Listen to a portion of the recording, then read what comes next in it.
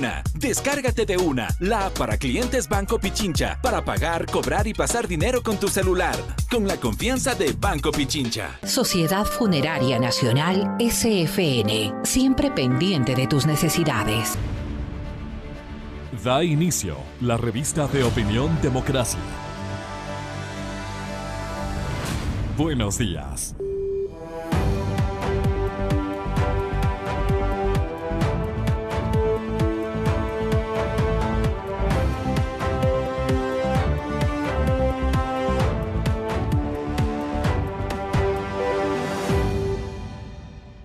Buenos días, amigas, amigos. Estamos iniciando esta mañana de trabajo, martes 9 de febrero.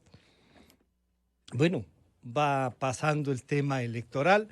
En su primera ronda, diríamos, hay que definir quiénes vienen a la segunda parte. Lo que sí creo que es importante resaltar es que la democracia nos impone algunos límites de actuación, ¿no? Que la gente tenga la esperanza de que el Consejo Nacional Electoral y por lo tanto el Consejo la obligación de garantizarnos que los resultados, cualquiera que sean, a cualquiera de los dos candidatos que disputan el segundo lugar, le corresponda, así sea con un voto. Vamos a respetar lo que eso entregue como resultado y a trabajar por la segunda vuelta. Las definiciones del país están ahí. Claro, frente a esto, sí vale la pena hacer un análisis de cómo la economía, que es esta otra disputa que puede estar en juego también como visión en la campaña electoral, puede comportarse. ¿Afectará el tema electoral al momento económico? Se puede medir esto y para eso hemos invitado al señor doctor Augusto Latorre, el ex jefe del Banco Mundial, el economista Jaime Carrera del Observatorio de Política Económica y al economista Alberto Acosta Burneo de Análisis Semanal. A los tres muchas gracias por acompañarnos. Augusto, bienvenido, buenos días.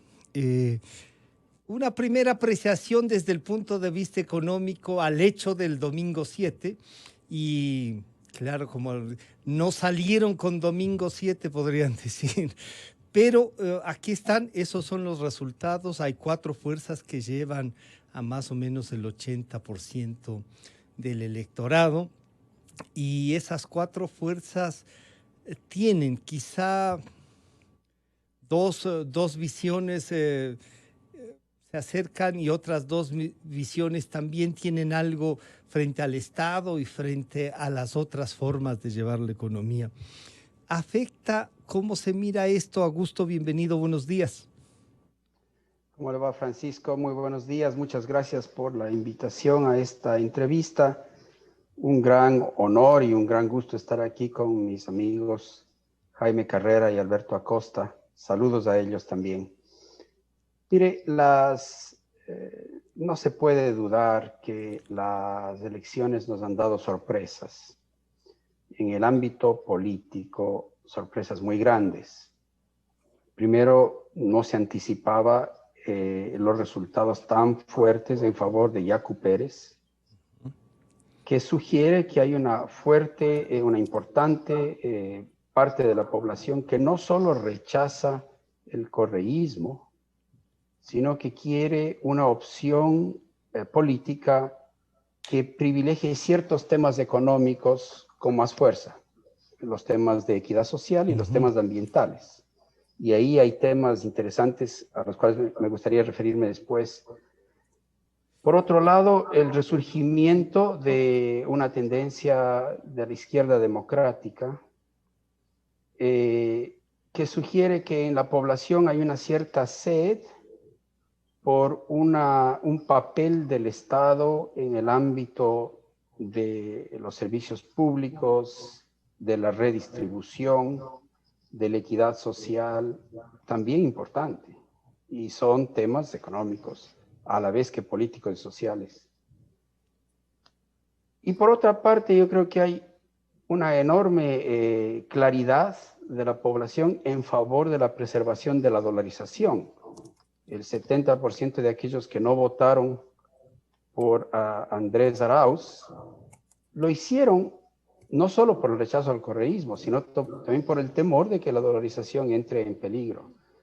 Y ese es otro tema económico en torno al cual habrá que organizar la política económica. Ese es un buen tema, porque cuando ya uno les pregunta a los candidatos qué implica esto de votar a favor de la dolarización, todavía se percibe que no hay un entendimiento cabal de cómo funciona la economía en un sistema dolarizado.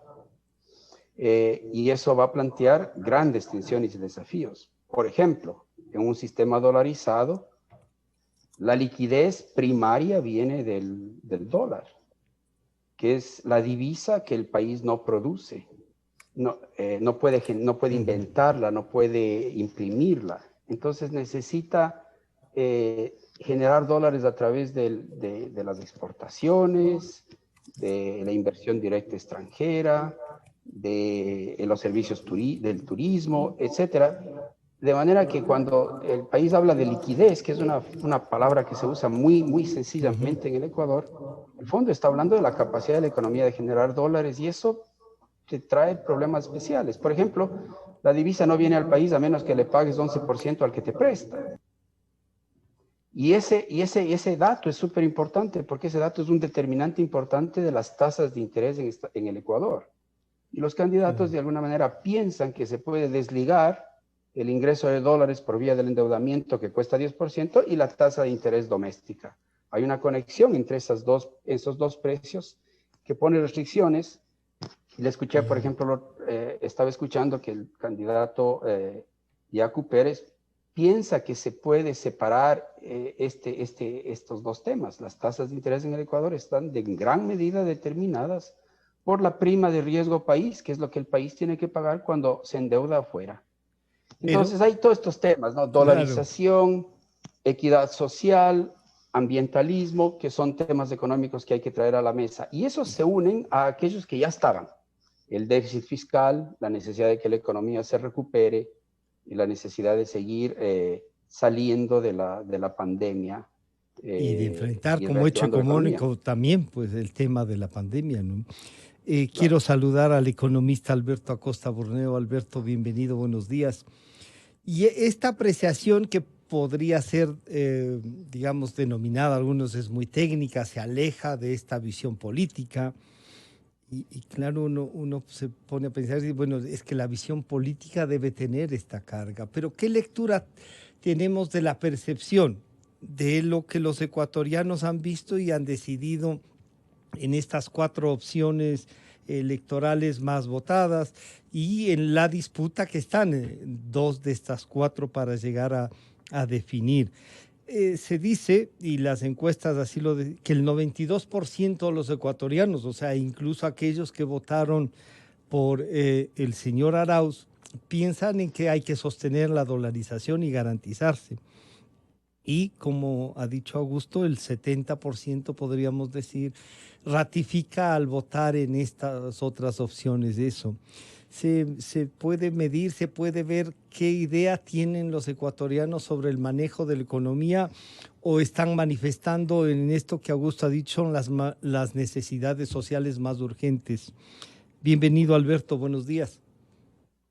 Muy buenos días, un gusto estar con ustedes, un gusto estar con estos contertulios. Y yo veo que la votación refleja una preferencia del electorado que busca el centro político.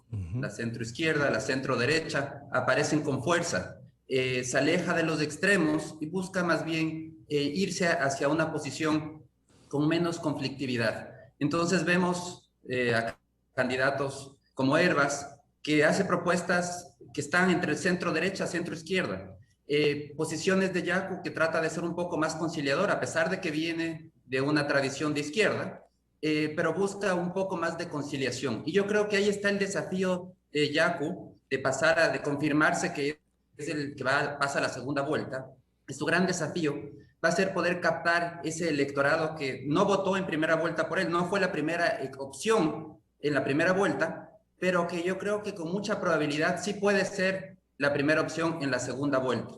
Y el desafío de Yacu en este entorno es saber escuchar y entender que en este momento ya dejó de ser un candidato de un grupo específico y pasa a ser un candidato de todos los ecuatorianos y eventualmente de convertirse en presidente, también tiene que pasar a ser un presidente de todos los ecuatorianos. Y eso es un desafío importante porque él nace y proviene de un grupo específico impulsado por el movimiento indígena, pero incluso en la primera vuelta vemos que sectores urbanos le apoyaron, que su discurso llega y sus propuestas llegan a esos sectores. Ahora el desafío es encontrar con esa humildad que ha demostrado en entrevistas. Le escuché una entrevista en este mismo medio en donde hablaba de economía con Esteban Albornoz y realmente era evidente que su fuerte no era la economía, pero sin embargo me llamó la atención su habilidad para escuchar. Y eso, espero que no equivocarme, eso podría ser una fortaleza que le puede llevar a capitalizar sobre las necesidades de los ciudadanos de este momento, las preocupaciones. Hay una pandemia, hay una necesidad de ayuda en medio de una pandemia que ha destruido muchísimos empleos. Ahí está el rol del Estado, un Estado que lamentablemente durante los últimos 14 años usó muchísimos recursos, pero no ha logrado focalizarlos para tener lo que realmente importa: salud de calidad, educación pública de calidad. Se ha gastado muchísimo, dinero no faltó, especialmente durante la bonanza, y sin embargo no se logró eso que buscan los ciudadanos y que exigen los ciudadanos ahora: calidad en los servicios públicos. Y yo creo que esa es una oportunidad de Yacu para poder capitalizar en su candidatura y poder demostrar que, si bien su origen es un origen de izquierda, puede recibir el respaldo de amplios grupos de la población si él logra, en este juego democrático, porque la democracia es eso, es llegar a consensos, es ceder posiciones, si él logra ubicarse en el centro político, en donde pueden estar cobijados del centro izquierda y del centro derecha bajo una misma bandera, y puede apoyar a un espectro amplio de la población que pide un mejor uso del Estado, que yo creo que el electorado ha dicho claramente. Su primera opción, el 69% de la población no tuvo como primera opción el correato, y mucho de eso está también en el rechazo a la prepotencia, en el uso del poder para beneficio propio. Todo lo que hemos vivido durante más de una década, en donde se montó este Estado populista y totalitario. Vemos que un grueso del electorado no quiere ese populismo, no quiere ese Estado totalitario, quiere algo distinto. Y me parece que es esperanzador que la población comience a pedir algo distinto al populismo económico. Esperemos que se pueda que se pueda decantar por ahí, ¿no? Resultados. Pero al saludar a Jaime Carrera del Observatorio. Jaime, bienvenido, buenos días. Bueno, se decanta entonces una política económica que, teniendo en cuenta esta parte técnica que ustedes la han reflexionado en varios programas, varias veces en esta campaña, pero sí hay ahí un mensaje, si bien no al totalitarismo, no a la agresión, sí a la democracia, incluso el nivel de votación, la gente acudió a votar, pero están buscando algo distinto. Claro, ubican las cosas más fuertes que, como ustedes dirían, hay que hacerlas y van a tener, sea quien sea, las va a tener que tomar. Pero con acuerdos, y esos acuerdos nacionales, de lo que nos dice Alberto, se ponen más difíciles cuando ya hay que tomar decisiones económicas para que la economía funcione. Jaime, claro, si tomamos en cuenta lo que se suma ahora en esta campaña a lo que ya teníamos, solo pensando en el déficit fiscal, cuando le contestaba a Vicente Albornoz, como nos recuerda Alberto, decía él, bueno, vamos a ver cómo bajar, ¿no? Vamos a ver cómo bajar el déficit. No sabía si era 7.500 o 2.500, como al final se dijo, pero dijo, bueno, cuando a uno le falta plata, lo que ve es cómo bajar la deuda y cómo ver que llega a un acuerdo para poder pagarla. Y así con conceptos que llegan más. Lo mismo dijo de la plata del Banco Central: si no hay que usarla, no hay que usarla nomás, pues no, si la ley dice que no.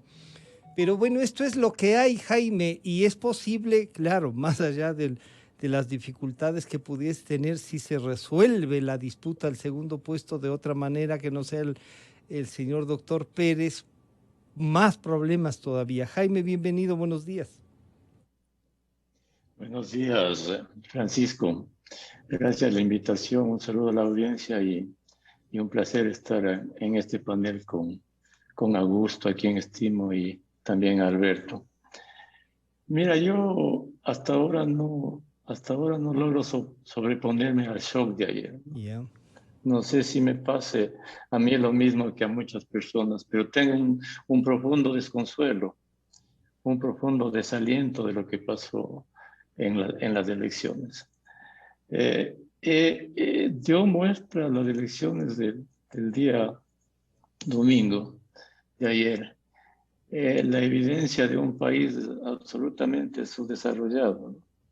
Con una democracia inmadura, con una sociedad inmadura, con una sociedad y en gran dimensión, en su gran dimensión, no sé si en su gran dimensión, y es duro decirlo, ignorante, poco informada de la realidad nacional, que votó por el TikTok y por la bicicleta, y no por razones profundas del desarrollo del país.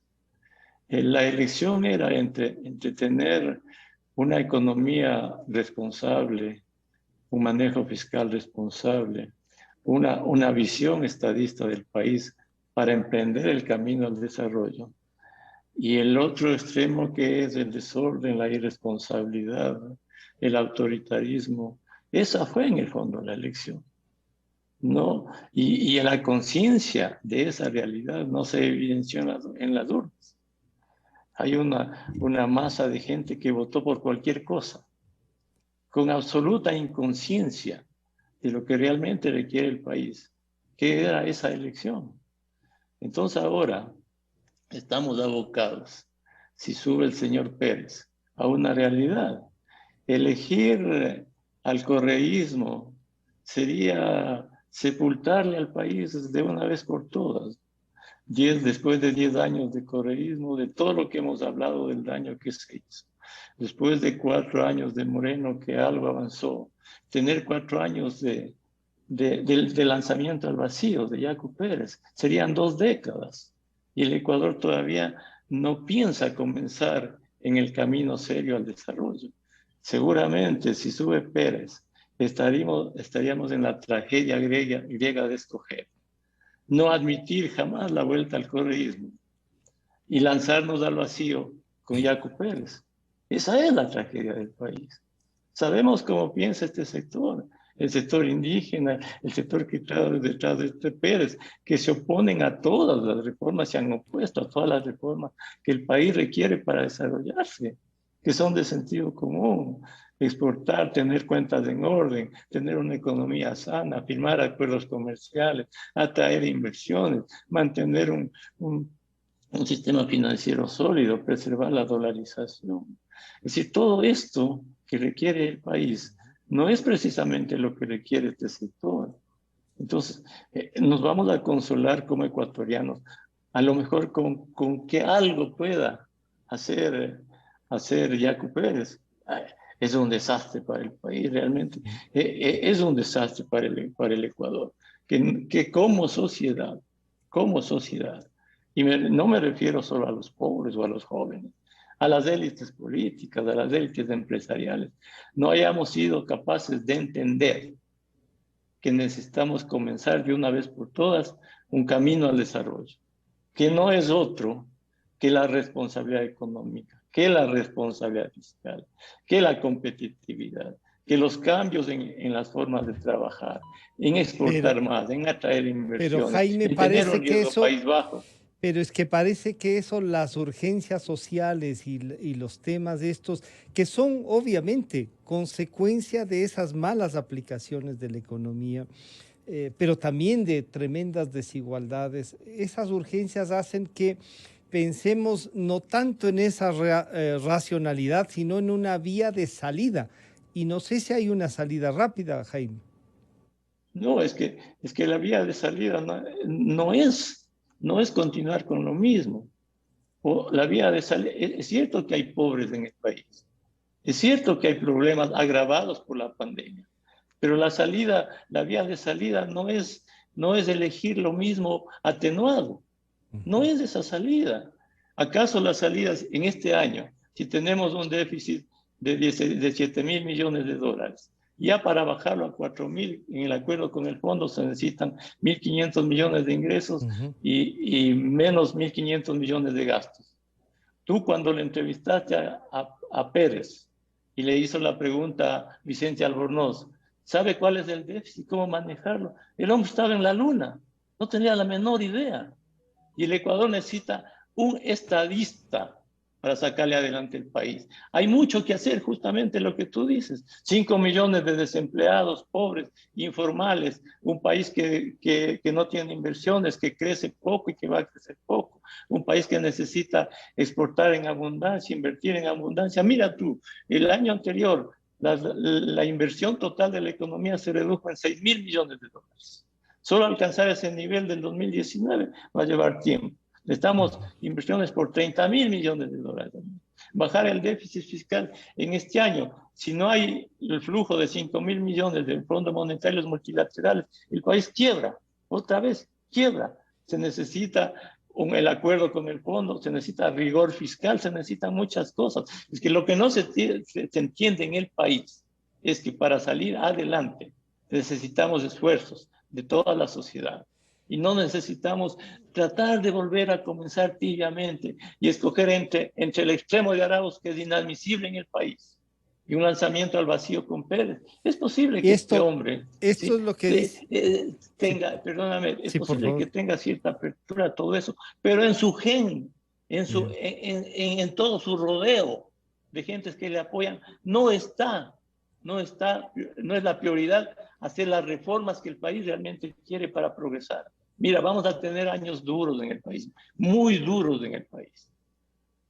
Y justamente la otra opción, además de esta que analizamos, que si es que se consolida puede ser el segundo, el señor Arauz, en cambio, nos recuerda lo que quisieran hacer y habla sobre la propuesta de ley del Banco Central, su autonomía. Esto es lo que acaba de decir en Ecoavisa.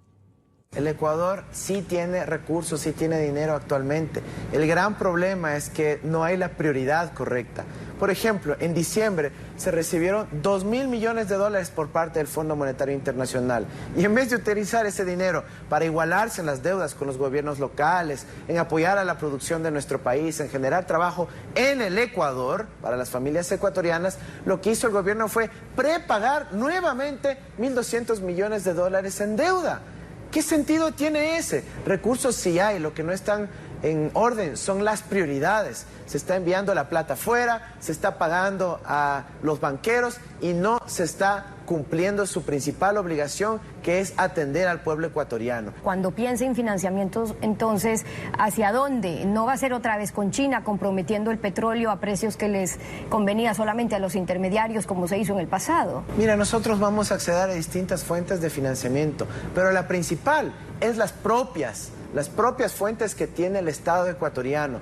Nosotros tenemos recaudación tributaria que puede mejorar muchísimo más. La CEPAL estima en 2.5 puntos del PIB. Simplemente cerrando la evasión tributaria y cobrando a los que hay que cobrar. Si aquí lo que ha habido es una política de perdonar impuestos, de exonerar impuestos a los grandes grupos económicos, ha habido la facilidad para evadirlos y llevarlos al exterior, cuando lo que tiene que haber es un verdadero control a los grandes grupos económicos. Tiene que haber una política de acceder a los recursos propios que tiene el Estado ecuatoriano, pero que los tiene depositados en el exterior. Yo mismo estuve en el Banco Central cuando fomentamos la repatriación de cerca de 2.500 millones de dólares a través del coeficiente de liquidez doméstica.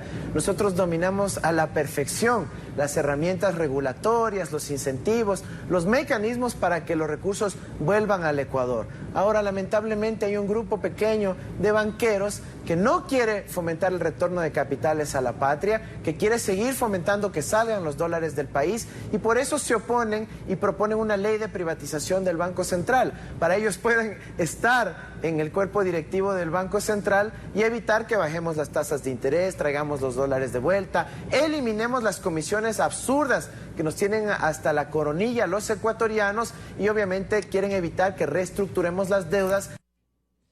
Bueno, ahí está. Esa es la visión, Augusto. Primero, Esto puede arriesgar este propio discurso, el riesgo país debe alterarlo.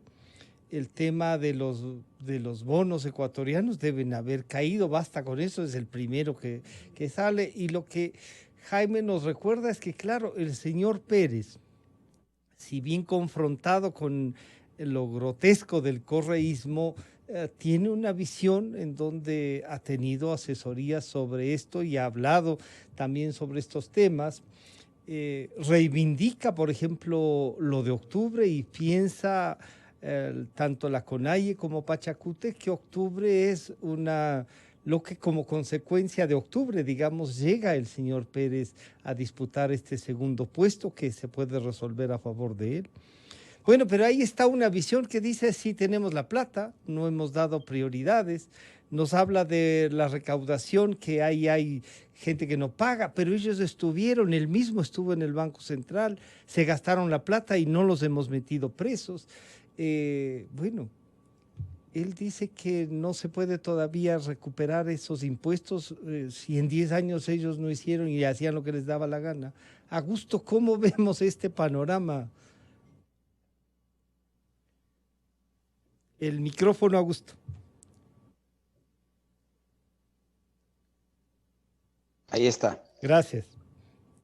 Escuchándole al joven Arauz, obviamente tuvo una diarrea de palabras, ¿no?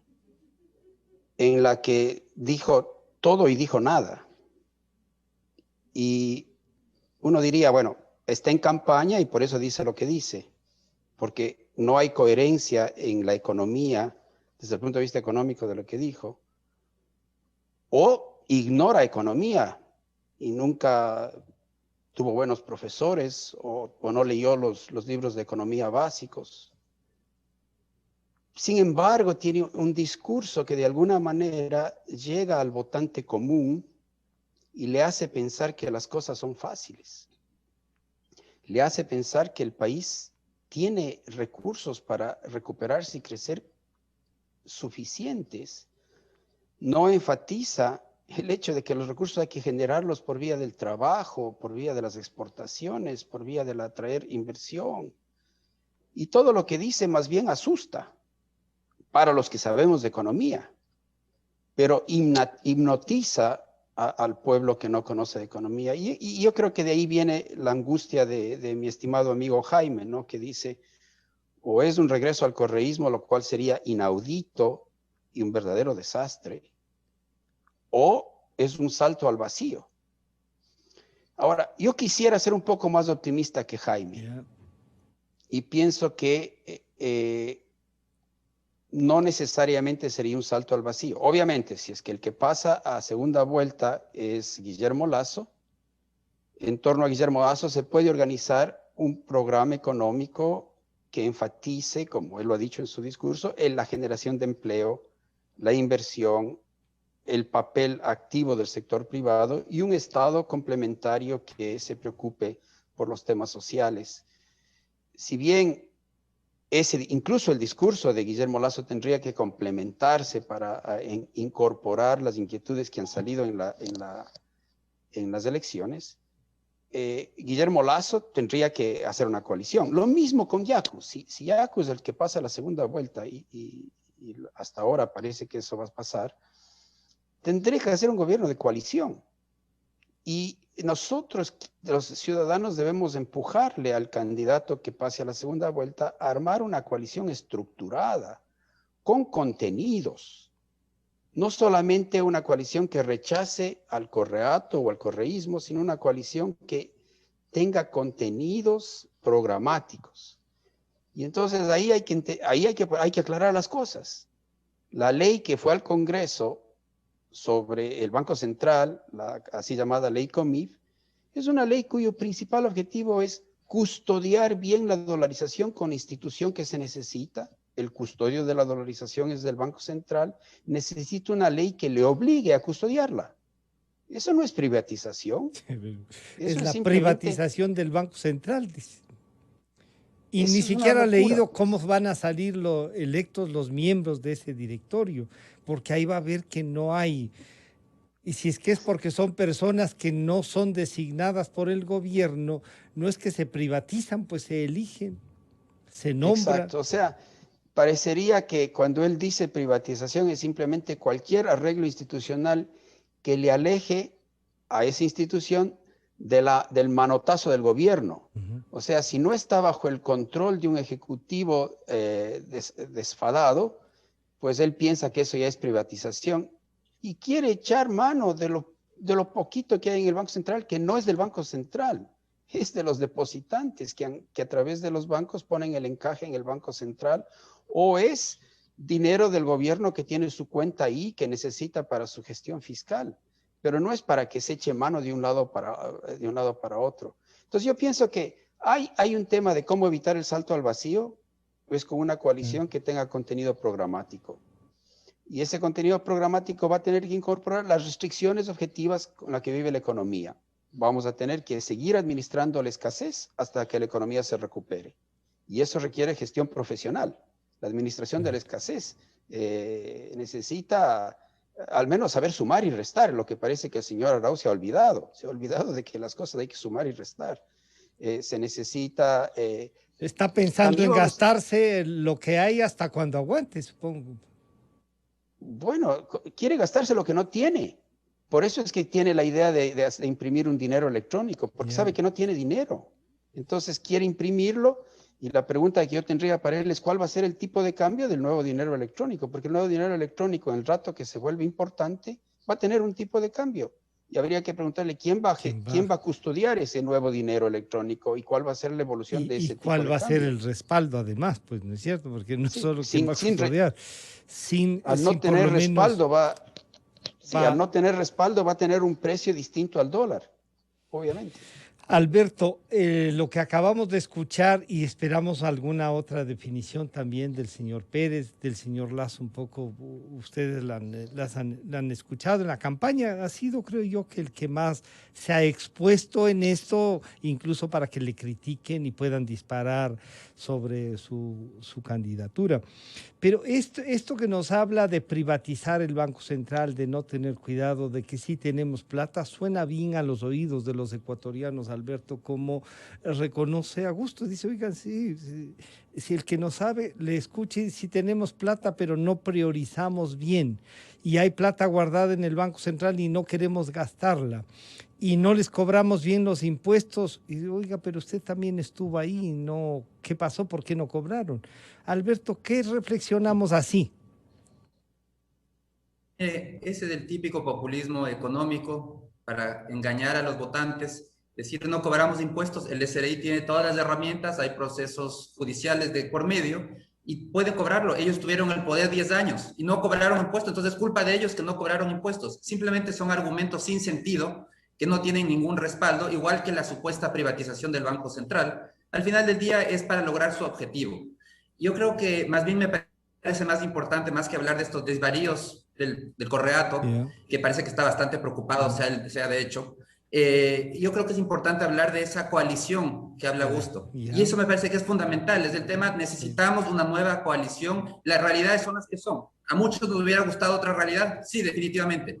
Yacu, de llegar, no fue la primera opción para muchos, definitivamente. Pero las realidades son las que son y el juego en la democracia es llegar a esos consensos en beneficio del país. Y yo quisiera hablar muy brevemente algunos criterios que creo que debe tener esta coalición. Y el primer desafío o el primer criterio es no olvidarse de la producción. Es un problema común en la izquierda ecuatoriana que piensa que el Estado es el que genera bienestar, cuando el Estado no es el originador de bienestar. El origen realmente está en la producción.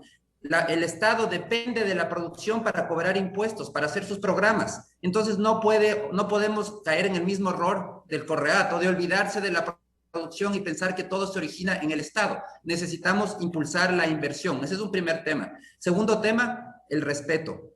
Lamentablemente la izquierda ecuatoriana cree que tiene una superioridad moral para decidir cómo debemos vivir, cómo debemos vestir, qué debemos comer, cómo debemos actuar, dónde debemos poner nuestro dinero, cómo debemos usar nuestro dinero. Esto simplemente es inaceptable. Debe demostrar que no va a caer en un populismo totalitario como el de Correa. Y eso está muy relacionado con el tema de la prepotencia, que lamentablemente el poder sube muy pronto a la cabeza y atonta. Y eso ya lo vivimos también durante la década pasada. Y el gran desafío de ser Yaku quien llegue va a ser superar el sectarismo. Yo creo que él tal vez lo va a poder hacer. Me dio una buena impresión en esa entrevista que dio este medio. Pero quienes le rodean, yo creo que va a ser más difícil. Hay seguidores que ya están hablando que quieren restregarnos en la cara para recordarnos que el Ecuador tiene páramo.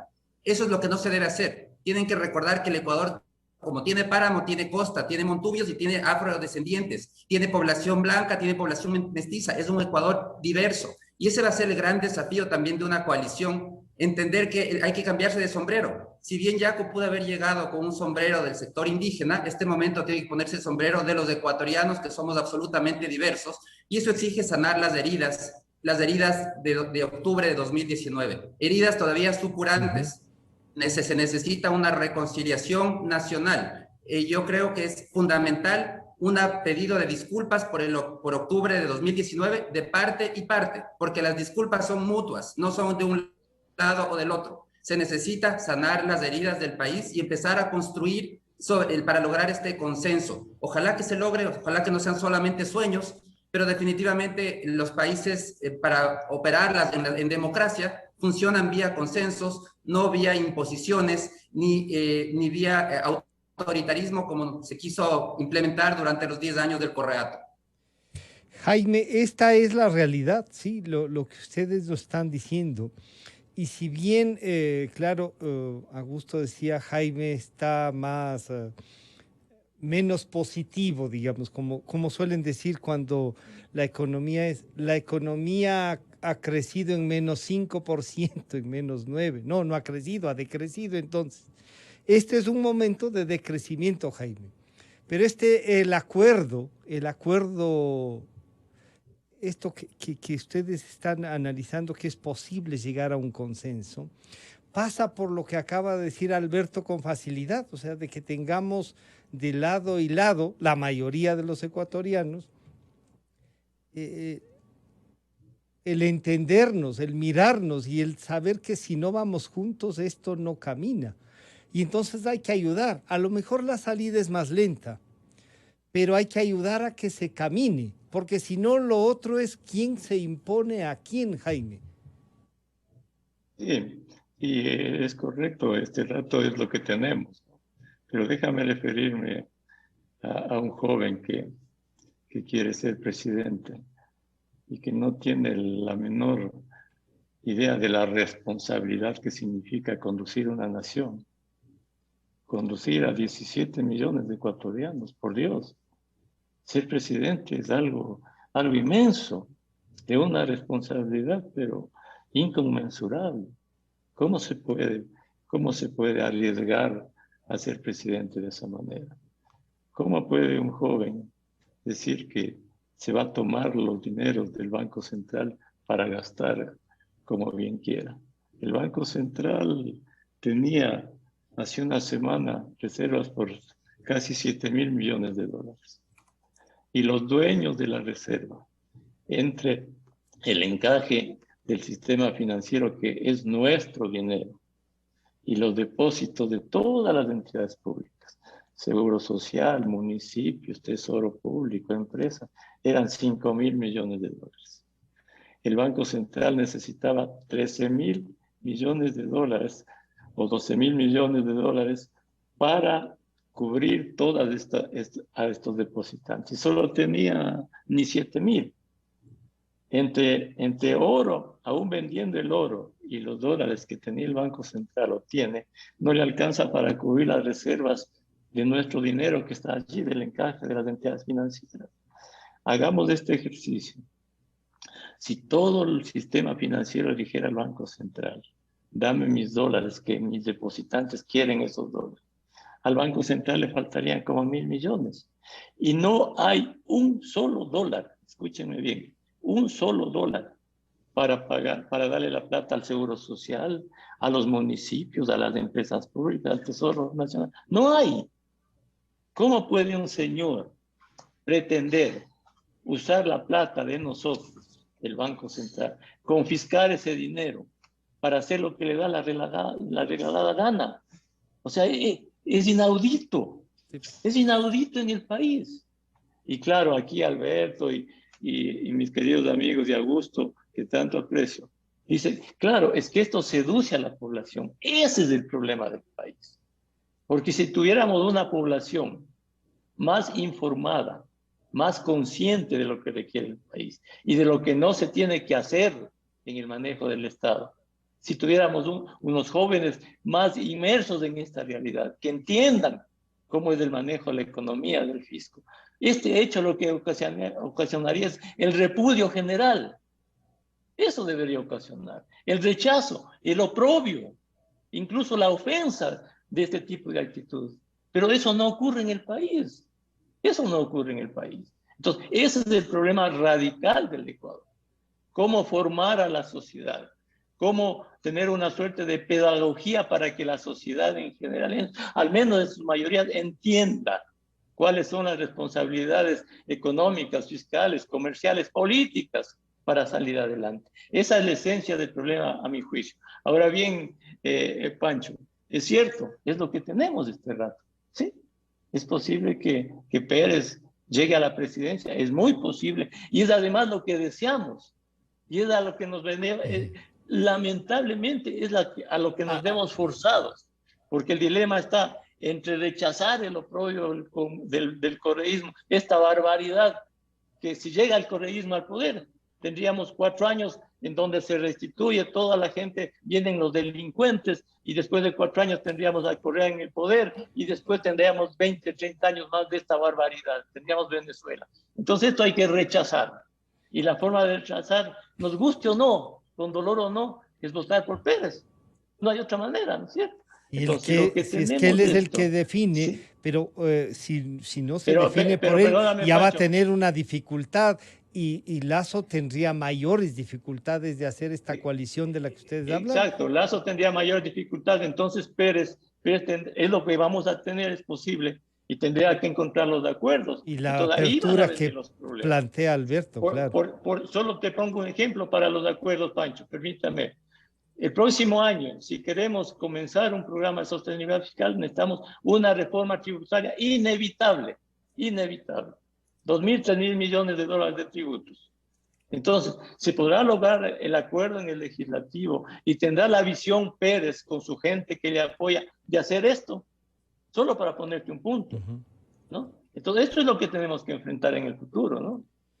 Claro, Augusto, esta coalición de la que ustedes y dicen hay que hacerla, hay que trabajarla para no permitir que pase lo de Venezuela, primero pasa por quien llegue a la segunda vuelta. Cualquiera de los dos que están en disputa van a tener que plantear esa coalición.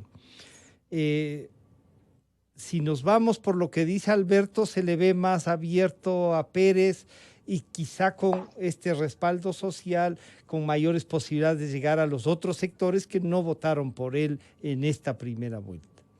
Pero eso significa lo que acaba de decir Jaime, una reforma tributaria. Y no quiero pensar en ningún nombre de los que en octubre del año pasado asomaron asesorando a Yacu Pérez, que claro, tenían más oprobios que los que acaba de decir en Ecoavisa el señor Arauz. ¿Cómo encontramos, Augusto, un equilibrio que nos permita avanzar económicamente teniendo no todo lo que Jaime nos dice, que están ahí, que hay que hacer, sí? Pero Jaime, que ha estado en la política, que hace el seguimiento, sabe lo duro que es tener acuerdos y los renunciamientos que hay que hacer. Pero él dice, oiga, pero algún rato hay que hacer, pues, Augusto. Bueno, Francisco, estamos saliendo de un año en el que logramos sobrevivir con las justas, gracias a la asistencia generosa de las instituciones financieras internacionales lideradas por el Fondo Monetario en este caso. La situación sigue siendo tan frágil. Uno de los temas del acuerdo de la coalición va a tener que ser el mantener la relación con el Fondo Monetario y los multilaterales para poder seguir tramitando la salida de la crisis y de la pandemia, con ayuda de la vacuna, etcétera, etcétera. Pero ese es un gran tema. Uno diría, una coalición tiene que poner en la mesa estos temas que restringen el espacio de maniobra y si no lo respetamos nos vamos al garete. Entonces, Augusto, para que puedan analizar las dos cosas, no sobre economía esencialmente, pero sí sobre esto que ustedes han hablado de una coalición, el señor Yacu Pérez, iba a decir Carlos Pérez como antes, pero Yacu Pérez acaba de decir esto en Teleamazonas. Algunos empresarios ya me han llamado, a mis compañeros que quieren reunirse, que ven la única opción. Entonces sí, yo con absoluta humildad les digo gracias. Podemos reunirse, escucharles, saber cuál es su propuesta, cómo encaminar, cuál es su proyecto, podemos coincidir. Estoy seguro que vamos a coincidir la mayor cantidad de puntos que nos proponga. Algunos puntos que no estemos de acuerdo, perfecto, lo dejamos ahí y lo disentiremos, pero con absoluto respeto. Creo que todos queremos combatir la corrupción, que esa es nuestra bandera, portaestandarte de nuestra campaña. Igualmente estamos en contra del autoritarismo, de todos esos 10 años que nos arrinconó y que nos persiguió. Creo que eso no queremos, queremos el respeto a los derechos fundamentales, a los derechos constitucionales, a las libertades, a la libertad de expresión, a la libertad de opinión, que no nos criminalice por pensar distinto. Además, creo que todos estamos este rato comprometidos con el cuidado del planeta, el diálogo nacional, y nuestra propuesta es ir a una reconciliación.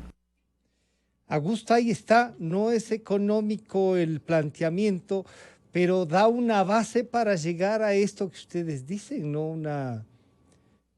Ya no el salto al vacío, con esos respetos, con esas bases, se puede construir, sí se puede construir algo distinto. Si no es entonces el señor Lasso, el señor Pérez parece que por ese camino iría. Augusto, perdón la interrupción. Sí, no, sin duda, Francisco, el lenguaje, el discurso es moderado y conciliatorio y abre una puerta para el diálogo. Es un diálogo que tiene que darse, que es difícil, pero que indudablemente la actitud que tiene Yacu Pérez me parece que invita al diálogo. Yacu va a tener que sentir el peso de la responsabilidad de la presidencia y va a tener que sentir, como dice Alberto y como han dicho Jaime, la responsabilidad hacia todos los ecuatorianos, este lindo y diverso país que tenemos, y va a tener que confrontar con sus propias contradicciones. Le voy a poner una. Él es un ambientalista y quiere aire limpio. Sin embargo, proviene de un partido que subsidia el aire sucio a través del subsidio a los precios de los combustibles. ¿Cómo un ambientalista puede justificar la mantención del subsidio a la contaminación? Ahí tiene usted, para empezar, un pequeño problemita. en la misma sí. Ala, digamos. En el mismo terreno. Ahí claro, está. Y para mí, el planteamiento de la eliminación del subsidio al precio de los combustibles, para mí el argumento más fuerte en favor de su eliminación es el ambiental. Obviamente hay argumentos fiscales, hay argumentos de eficiencia económica que se enfatizan mucho en Ecuador, pero desde mi punto de vista el argumento más fuerte en favor de eliminar el subsidio al precio de los combustibles y reemplazarlo con un subsidio directo, por ejemplo el transporte directo bien armado, ese argumento para hacer eso es para mí el ambiental, el salvarle al planeta de la contaminación. Entonces usted tiene ahí el mismo grupo de Yacu que tiene que resolver ese problemita. Pero no solo esto, tiene que poner en la mesa de la coalición temas económicos que reconocen las restricciones fiscales con las que vivimos, la necesidad de darle la vuelta a la trayectoria del endeudamiento público, la inversión privada, la recuperación económica a través de una economía que se oriente al exterior, porque no va a poder vivir vendiéndole cosas al gobierno. El gobierno no puede ser el gran comprador que fue en el tiempo de la bonanza. Entonces, de alguna manera, el espacio para la coalición está abierta y Yacu va a tener que hacer un esfuerzo de escuchar voces que tengan la experticia apropiada. No las tiene dentro de su equipo. No le va a tocar otro remedio que hablar con Jaime Carrera. y que hablar con Alberto Acosta y que hablar con otros economistas serios del país. No le va a tocar más y va a tener que aprender a vivir con la escasez y con las restricciones, y dentro de esas restricciones plantear su visión de valores éticos y valores políticos que él tiene. Pero no se puede plantear aspiraciones sociales, políticas, culturales, sin entender las restricciones dentro de las que me toca vivir. Y esas son restricciones macroeconómicas y fiscales. Y Yaku va a tener que hacer algo que es, si va a la segunda vuelta, claro, si va a la segunda vuelta, va a tener que hacer algo que es un desafío enorme, enorme para los movimientos de los indios en el Ecuador. Es cómo transformar un proyecto indígena en un proyecto nacional. Cómo gobernar no a partir de una visión de un grupo de la sociedad, no etnocentrista, de la sino visión del bien común. Reconociéndonos todos. Claro. Y eso, ¿cuál es el proyecto de nación? Claro, y ese es, no es un escollo fácil la pregunta y la reflexión de Augusto. Alberto, esto que es diverso, que ustedes incluso lo han calificado de hermoso país diverso, ese es quizá a veces el mayor problema. No nos reconocemos como tal y queremos el que llega a arrasar con nosotros, con excepción pues obviamente de los que dicen aquí la dictadura es dictadura y el que se quiere pensar distinto, como ha reconocido el propio doctor Pérez, hay que caerle a palos, ¿no? Pero entonces la democracia sí nos ayuda a este diálogo, a estas tensiones y a resolver de mejor manera las tensiones, Alberto. La coalición se vuelve indispensable para cualquiera de los dos que llegue a la segunda vuelta, Alberto.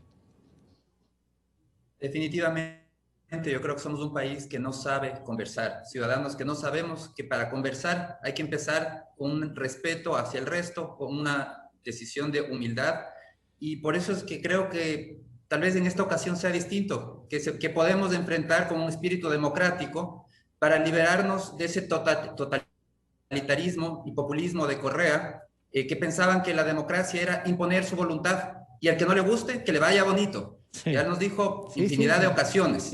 Que nos vaya eso de ahí es no saber conversar, no tener espíritu democrático. Y eso es lo que se tiene que cambiar. Yo sí veo definitivamente con Yaku el gran riesgo viene por el lado de los asesores, en materia económica, hablando en materia económica. ¿Quién va a estar detrás? Entiendo y me quedó muy claro que su fuerte no es la economía y no tiene por qué serlo y no está mal. Un presidente tiene que saber rodearse de expertos en distintos temas. No existe, y el problema más bien que ha tenido el país es que hay algunos que han pensado que pueden ser expertos en todo, todólogos, y que su palabra era la voz de Dios.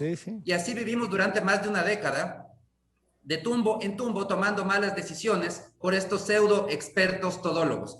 Está muy bien que no se conozca de economía, eso no tiene ningún problema. Lo importante es de quién se rodea, y ahí aplica eso que hablábamos de la diversidad. La diversidad para una coalición debe recoger esa diversidad y poder plantear esas líneas rojas que no se van a cruzar. Está muy bien, cada uno tiene sus líneas rojas, tiene que aceptar ciertas líneas rojas del resto, y de esa manera lograr una coalición que sepa en qué campo actuar. Sí, muchos hubiésemos querido un campo distinto, hubiésemos querido que vaya más hacia un lado, más hacia el otro lado, pero ese es el juego de la democracia, y como usted bien mencionaba, a veces en democracia se avanza más lento, pero en todo caso es importante avanzar de manera segura, y eso está también, y realmente esta definición va a verse reflejada a través de la asamblea, la alternativa que tiene. Pachakutik tiene alrededor de 27 asambleístas, según una cifra preliminar.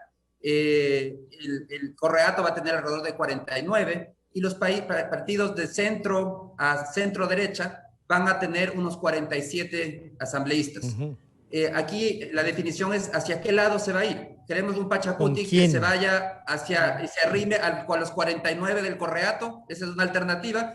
Me parece que sería hasta violar lo mismo que sucedió en la historia después del maltrato que han vivido y que vivieron durante el Correato. Pero más que, Alberto, más que ellos quieran unirse a ese lado, no me cabe duda de que de esos 47 buscarán entrar como han entrado por las ventanas, como siempre, para hacer sus fechorías, Alberto. Eso sí me preocupa, por ejemplo. Definitivamente, y por eso es que yo creo que tenemos que estar conscientes de esa importancia de ese consenso, porque estos votos de centro y centro derecha tienen que formar parte de esta coalición, porque Pachacutic tiene esta definición: o se arrima hacia un lado al autoritario, totalitarista, o se arrima hacia el otro lado, donde hay una mayor diversidad. Sí, el desafío es que son bloques con mucha mayor diversidad. Pero esa es la maravilla de la democracia, que le va a obligar a poder encontrar esos consensos. Jaime, bueno, estos consensos se pueden buscar, como han dicho ustedes, en virtud de las realidades también. O sea, ya la declaración, la parte democrática correcta, pero ya vienen estas que son definiciones del día a día. En el marco de sugerir qué se puede hacer en el consenso de uno u otro, de cualquiera de los dos que pase, ¿qué nomás deberíamos tener en cuenta, Jaime? Lo primero, sería muy bueno para el Ecuador que el señor Pérez tenga la capacidad de vestir el traje de estadista. Yeah. Eso es muy importante.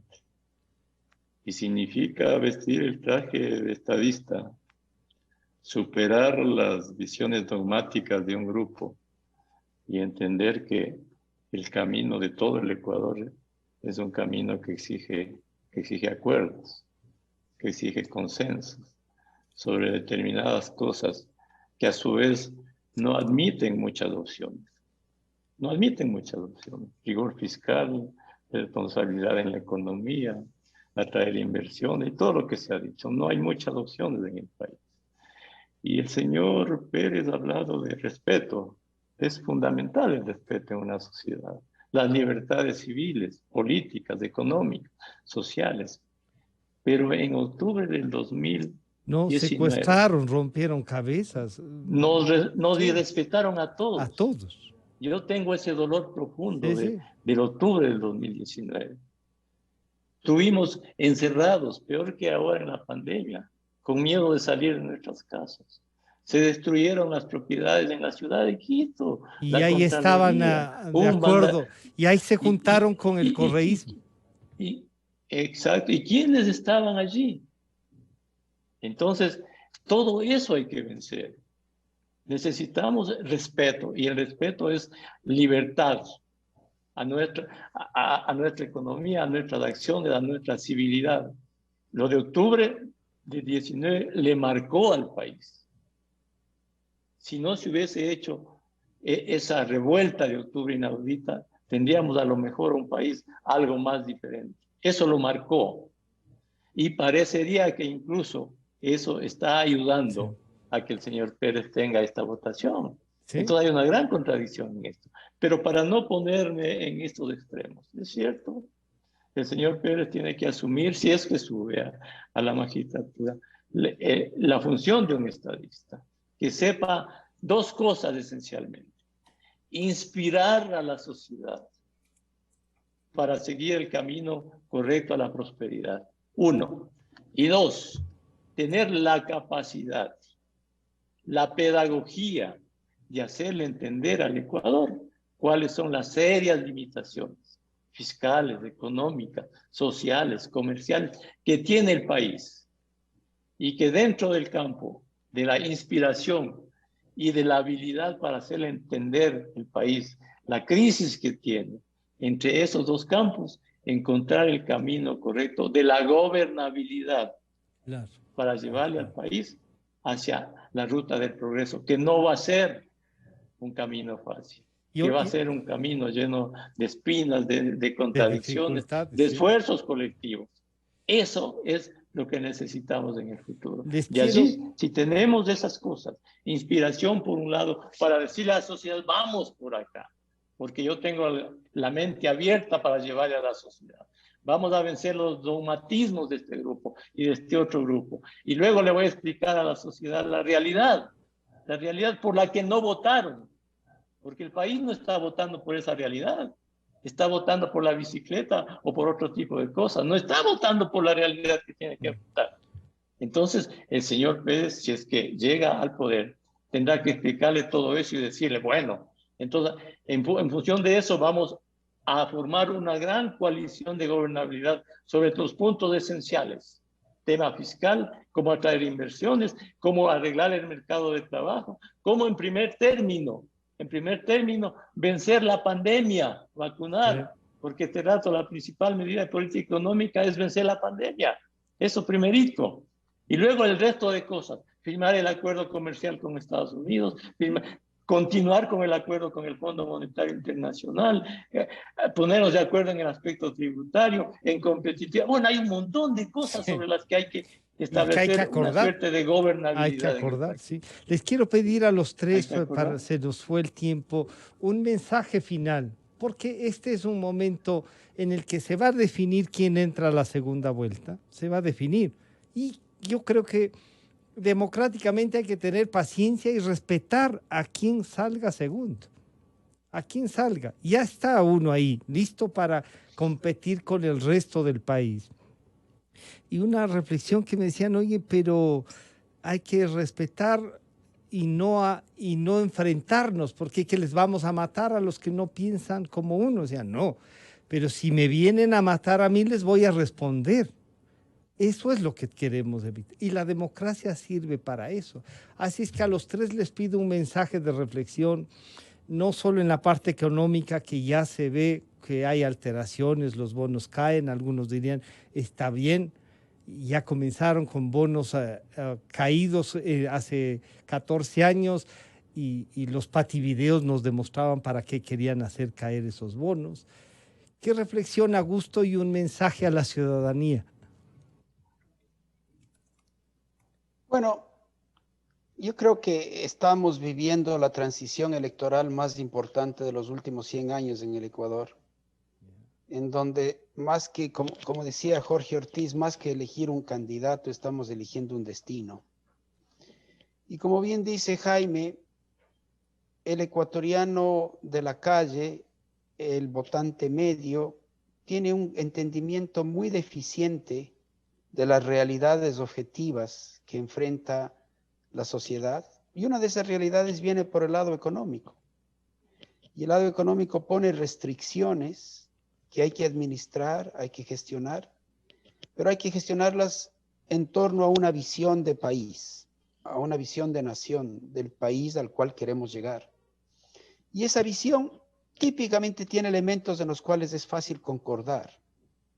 Todos queremos un país que produzca más, que genere más empleo, que tenga un puesto en el mundo, que se abra mercados, que atraiga turismo, que atraiga inversión directa extranjera, en donde se pueda caminar por las calles con tranquilidad, en donde se pueda respirar aire limpio, en donde uno no tenga el temor de que le asaltan a la vuelta de la esquina, y en donde se puedan disfrutar de los grandes activos naturales y grandes activos culturales que tiene el país.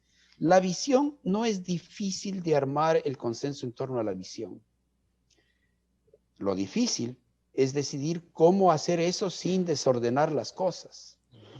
Y como estamos jugándonos el destino, tenemos que acordarnos que el espacio para equivocarse es inmenso. Y el espacio para acertar es muy angostito. Y quien quiera que gane las elecciones, y ojalá sea el candidato que no es del correísmo, esa persona va a tener que administrar estas dificultades, va a tener que evitar errar, va a tener que tratar de acertar con base en una coalición que no puede ser puramente declarativa, tiene que ser propositiva. Y en esa coalición vamos a tener que poner los temas álgidos que menciona Jaime y vamos a tener que ponerle algunos elementos en donde se reflejan las nuevas aspiraciones y los ideales de la gente. ¿Cómo combinar la restricción económica dura con el acercamiento a esas aspiraciones es, yo creo que el gran desafío. Y para eso, si es Yacu quien va a la presidencia, tiene que ser un Yacu que sea presidente del país y no de los indios. Alberto. Y tiene que ser un Yacu dispuesto a escuchar. Ese Yacu, por lo menos en el discurso, dice que quiere escuchar. Que habrán cosas que si no nos ponemos de acuerdo ya veremos cómo definimos, pero está ahí. Alberto, ¿cuál es esta recomendación y esta reflexión final también, Alberto? Yo creo que tenemos que seguir trabajando en uno de los grandes desafíos del país y es seguir construyendo la democracia. Una democracia que no puede considerarse como el gobierno de las mayorías. Eso no es democracia, eso provoca tiranía. El poder siempre tiene que ser limitado y en una democracia los cambios se logran respetando al resto y eso es algo fundamental.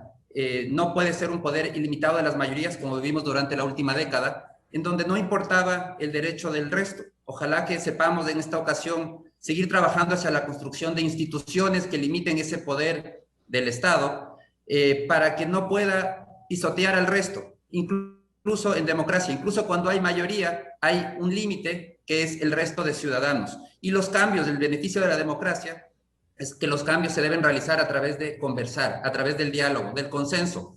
Se pueden realizar cambios sin regar sangre, sin violencia. Se debe realizar sin violencia esos cambios. Entonces, realmente hay un desafío porque esa no es la tradición del país, al menos en los últimos años, en donde más bien la tradición vino por el lado de aplicar la fuerza. Yo gané todos los votos y por eso yo te pisoteo. Y no hay ningún límite que me imponga porque a mí me eligieron los ecuatorianos. Soy la encarnación del pueblo. Eso ya lo vivimos durante la última década. Eso no podemos vivir ahora. Y bueno, el entorno político, la constitución de la misma asamblea impide que se repita ese escenario y que ahora sí tenemos que preocuparnos por esa construcción de un Estado democrático, respetuoso del pensamiento del resto y que busque esos consensos mínimos para los cambios que se quieren lograr dentro de un espíritu siempre democrático y de respeto.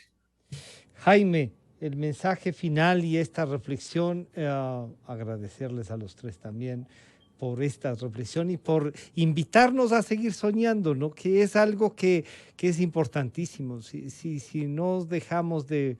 No nos han robado la utopía, entonces esto sí es posible, Jaime.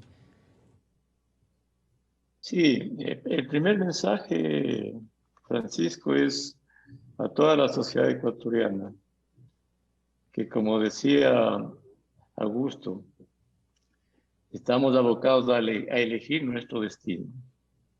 Y la elección de nuestro destino está en definitivamente proscribir el correísmo. Si no sepultamos en esta ocasión el correísmo, el Ecuador en el futuro tendrá días negros. Ese es el primer objetivo como sociedad. Ya sea que suba Lazo o que sea presidente Pérez. El primer objetivo que no podemos dejarlo a un lado, que no podemos admitirlo, que no se cumpla, es proscribir el correísmo. Eso jamás podemos admitirlo en el Ecuador. Luego, cualquiera de los dos que llegue a la presidencia tiene que construir un país en el que cada ciudadano estemos orgullosos de nuestro aporte a la sociedad. Esa es la esencia del progreso del Ecuador, en el que cada ciudadano estemos conscientes de que tenemos que poner algo para que el Ecuador cambie y progrese. Entonces, la construcción del Ecuador está en las actitudes de cada uno de nosotros, para que en el futuro tengamos un país que sea admirado en el mundo por nuestro esfuerzo, para construir un país que se le diga al mundo que aquí no hay corrupción, que se le diga al mundo que aquí somos más competitivos, que se le diga al mundo que estamos orgullosos porque somos mejores que el resto y que hemos sido capaces de construir un país con nuestro esfuerzo, con nuestro sacrificio, con nuestro aporte al Estado y no en la espera de todo lo que nos dé el Estado. Entonces tenemos que ser orgullosos, levantar nuestra estima para construir un país mejor, un país que sea admirado porque hacemos las cosas bien, porque tenemos una buena economía, porque tenemos las cuentas en orden, porque somos transparentes, porque no somos corruptos, porque no recorre al mundo un presidente sentenciado por robarle al país. Esa no tiene que ser la visión del Ecuador o lo que se irradia en el mundo. Necesitamos un Ecuador diferente, que nos duela a cada individuo. Un Ecuador diferente es el que tenemos que construir, es del que estemos orgullosos, Francisco. Hay que levantar nuestra autoestima. Y ese es posible, sí es posible cuando se les escucha a ustedes, es difícil, pero es posible. Que no es esto posible. Y ahí está. Yo le quiero agradecer a Augusto, muchísimas gracias. Alberto, muchas gracias. Jaime, un gusto verles. Estamos en contacto porque esto va a haber cada propuesta, cada cosa que hagan, les molestamos. Muchas gracias a ustedes. A las órdenes. Saludarles. Gracias. Han estado con nosotros el doctor Augusto de la Torre, el economista Jaime Carrera y el economista Alberto Acosta. Ya volvemos, estarán con nosotros el doctor Farid Simón y el doctor Arturo Moscoso.